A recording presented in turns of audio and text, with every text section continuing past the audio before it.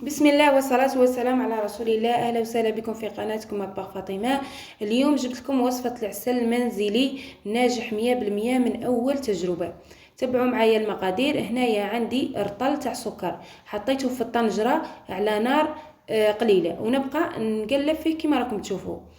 هنا تحطي رطل اذا كان راح تخدمي كيلو تاع سكر، او تحطي كيلو اذا كانت عندك الكميه كبيره من 5 كيلو 10 كيلو كما تحبي. وهذه الوصفه ناجحه 100%، جربوها اكيد على ضمانتي. المكونات بسيطه متواجده في كل بيت واقتصاديه، يعني اصحاب المشاريع اكيد راح يفيدكم هذا الفيديو، وراح تخدموا به عده انواع تاع الحلويات او طمينه كيما تحبي، راح تستعمليه في عده استعمالات. هنا نبقى نحرك في ذاك العسل كيما راكم تشوفوا حتى يذوب تماما. لازم نذوب كامل هذوك الحبيبات، ما نخلي ولا حبه. وهنايا الهدف تاعي اني نتحصل على هذا اللون الذهبي، يعني هذه الخطوه فقط على جل اللون. كيما راكم تشوفوا هنا راهم كاع المحلات يديروا بهذه الطريقه، وانا راني تعلمت هذه الوصفه وقلت نعلمها لكم باش تستفادوا. هنا درت نصف لتر تاع ماء، يعني كل كيلو تاع سكر يقابلوا اللتر تاع الماء. حطيت باقي العلبه تاع السكر، يعني هي رطل تاع السكر، وحطيت عليها قطعه تاع شب. هذا الشب راح يخليه ما يتجمدش، يعني راح يبقى العسل كما هو مطلوق، ما يرجعش يتسكر. هذا هو المكون الاساسي. بعدها حطيت عليه نصف لتر تاع الماء الباقي كما راكم تشوفوا. وهنا حتى يبقى لكم حجره عادي، ابقاو حركوا فيها مره على مره، وخلوها على نار تكون متوسطه حتى يبدا يثقل معاكم، وراه راح يذوب كامل. كما راكم تشوفوا هنا راني ما قطعت لكم ولا مرحله، يعني هذا الوصفه صادقه وناجحه 100%، جربوها اكيد على ضمانتي. هنا شوفوا كيفاش راه بدا يدير فقاعات صغيره، وراه راح يذوب تماما.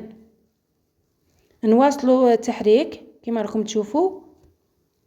هنا بعد ما نشوفوا بدا يدير فقاعات كما راكم تشوفوها، راح نجرب نشوف يعني ثقال ولا مازال خفيف، وانتم تتحكموا في هذه المرحله، في هذا القوام. شوفوا هنايا راح نتستيكم، نجبدوا شويه تاع عسل ونجربوا نشوفوها ثقيله ولا مازال خفيفه، وانتم القوام اللي تحوسوا عليه. كاين بعض الحلويات ما يحتاجوش يعني العسل يكون ثقيل بزاف، كما البقلاوه لازم العسل يولي تاعها ثقيل. شوفوا هنايا راني مازال حسيته مازال لي خفيف، راح نخليه. بعد ذلك راح نضيف له قطرات من عطر العسل، وهذه نقطه اختياريه كما تحبوا. هنا بعد ما برد لي شويه، شوفوا هنا اللمعه جا ما شاء الله، وجا ثقيل جا روعه. جربوا هذه الوصفه وادعوا لي. شوفوا هنايا جا ما شاء الله يلمع، جا سبحان الله تقول مرآة. وراح يعطيكم كمية كبيرة، يعني في عوض ما تشري رطل تاع عسل ب15,000 أو 14,000، تروحي تشري باطة تاع سكر وتخدميه في المنزل، وراح تستعمليها في أي وصفة عندك. شوفوا هنا كيفاش جا القوام تاعو، حتى وهنا راه ما بردش تماما، يعني كي تحطوه في الثلاجة راح يعاود يجمد كأنه من تاع المحلات. هنا راح نوريكم الكميه اللي عطاها لي يعني بالميزان باش تشوفوا بعينيكم. هنا راه عطالي كميه كيلو 200 قريب كيلو 300 غرام، يعني فات الكيلو، كيلو 200 تقريبا 50. جربوا هذه الوصفه وان شاء الله تنال اعجابكم. ما تنسونيش برك بجام للفيديو، طلعوا لي المشاهدات، الله يحفظكم، والاشتراك في القناه اذا كنت اول مره تزوري القناه.